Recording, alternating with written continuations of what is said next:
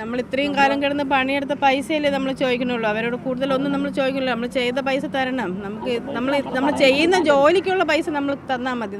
ജീവിക്കാനുള്ള സമരമാണ്, പിന്മാറാൻ ഉദ്ദേശമില്ല.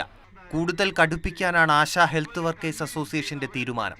എന്തായാലും ഇത് നമ്മൾ പ്രതീക്ഷിച്ചത് നടന്നിട്ടേ നമ്മൾ മാറുള്ളൂ. വിവിധ ജില്ലകളിൽ നിന്ന് നൂറുകണക്കിന് ആശാ വർക്കർമാർ സമരപ്പന്തലിലേക്ക് എത്തുകയാണ്. എത്ര പേരുടെ കണ്ണീരാണെന്നറിയോ. എവിടെയാണോ അമ്മക്കോ ജോലി ചെയ്ത് വീട്ടിൽ വേറെ ആൾക്കാർ കൊണ്ടു കൊടുക്കാനില്ലാത്ത ഒരുപാട് കുടുംബങ്ങളുണ്ട്. ഇതുകൊണ്ട് മാത്രം ജീവിക്കുന്ന ഒരുപാട് ആൾക്കാരുണ്ട്. സമരത്തിന് പിന്തുണയുമായി സെക്രട്ടേറിയറ്റിന് മുന്നിലേക്ക് വിവിധ പാർട്ടികളുടെയും സംഘടനകളുടെയും നേതാക്കൾ എത്തുന്നു. തങ്ങൾക്ക് വേണ്ടപ്പെട്ടവരെ എല്ലാ അർത്ഥത്തിലും അവർക്ക് വാരിക്കോരി കൊടുത്ത് മുന്നോട്ട് പോകുന്ന ഈ സർക്കാർ ജീവിക്കാൻ വേണ്ടി മാത്രം സമരരംഗത്ത് വന്ന ഈ സഹോദരിമാരോട് പ്രതികാര നടപടിയുമായി മുന്നോട്ട് പോകുന്നു.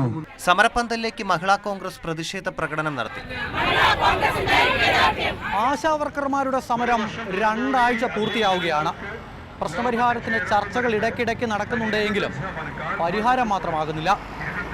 തങ്ങളുടെ മുഴുവൻ ആവശ്യങ്ങളും അംഗീകരിക്കും വരെ സമരത്തിൽ നിന്നും പിന്നോട്ടില്ല എന്നാണ് ആശാ വർക്കർമാർ വ്യക്തമാക്കുന്നത്.